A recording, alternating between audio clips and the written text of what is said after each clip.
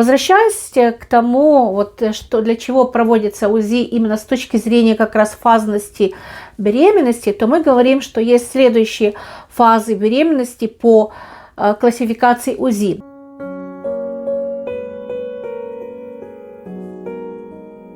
Первая – это фаза зачатия или концепции, и это первые, мы считаем, 3-5 недель беременность, когда плодное яйцо движется по маточной трубе, прикрепляется. Поэтому появление плодного яйца, его не всегда можно увидеть как раз на УЗИ, пока мы не увидим уже развивающийся эмбрион и растущее плодное яйцо.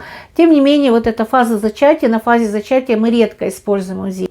Эмбриональная фаза – это 6-10 недель, и это как раз используется тогда, когда нужно обнаружить эмбрион, поставить срок беременности, когда нужно определить, развивающаяся эта беременность или наоборот, это замершая беременность. И фетальная фаза – это 10-12 недель беременности и больше. То есть это с конца первого триместра мы говорим о фетальной фазе по классификации УЗИ. И тогда как раз можно уже определять определенные параметры плода, смотреть его строение, его развитие. И, собственно говоря, это используется больше в УЗИ на поздних сроках. Я имею в виду даже не поздних сроках, скажем так, УЗИ во второй половине беременности.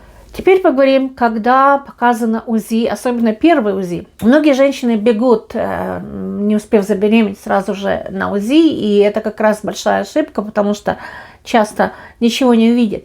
Но довольно часто УЗИ рекомендовано проводить при постановке на учет. Во многих больницах для того, чтобы убедиться, что у женщины есть маточная беременность, ей рекомендуют сделать УЗИ. Это подтверждает, скажем, наличие плодного яйца, эмбриона. И в этот период, как раз 6-10 недель, находят сердцебиение. То есть мы можем подтвердить, что есть прогрессирующая беременность. Также мы используем для определения срока беременности уточнение. Особенно если у женщины нерегулярные менструальные циклы. И мы точно не можем определить, когда была овуляция и когда она могла забеременеть.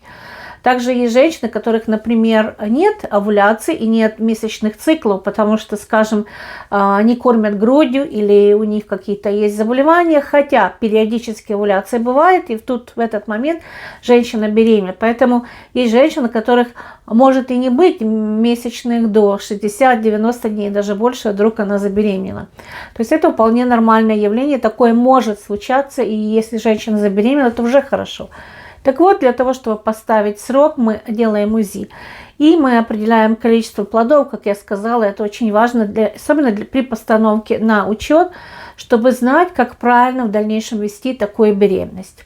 Но мы также используем УЗИ при осложнении беременности, поэтому если, например, мы подозреваем нематочную беременность, конечно, очень важно УЗИ, потому что там нужно увидеть плодное яйцо у матки.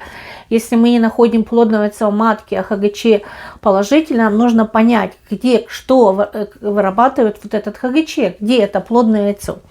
Также для диагностики замершей беременности, чтобы решать вопрос, будем ли мы прерывать такую беременность, будем ли выжидать, то есть есть различные тактики в отношении замершей беременности.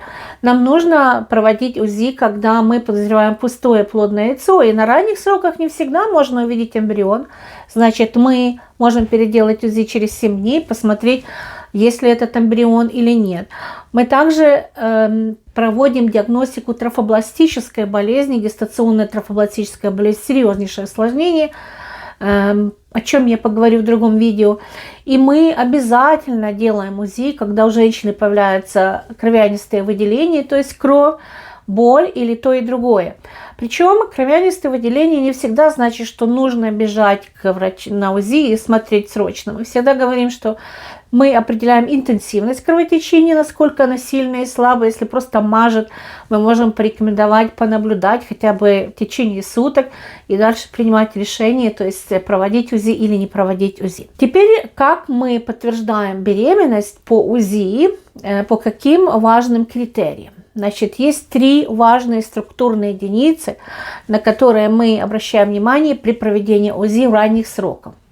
Первое – это наличие плодного яйца. То есть мы должны увидеть плодное яйцо. Если его нет, или в матке, скажем, в маточной трубе, то мы должны засомневаться в том, что беременность есть. И даже если мы видим, что растет ХГЧ, и до этого он был отрицательным, мы должны найти где-то эту беременность. Второй важный элемент – это мешочный желток.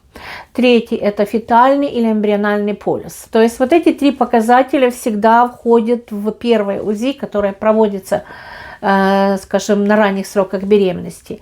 И поэтому мы можем еще смотреть дополнительные признаки маточной беременности. Это обнаружение двойного децидуального мешка и также симптом двойного пузырька. Есть такие как бы признаки, и если, например, вам говорят или вы где-то читаете в описании, что это нашли, то это значит, что у вас маточная беременность. Иногда специалисты УЗИ и врачи УЗИ, они не говорят, что они конкретно видят, просто пишут заключение: маточная беременность такой-то срок, и это уже достаточно для того, чтобы говорить о беременности, о клинической беременности.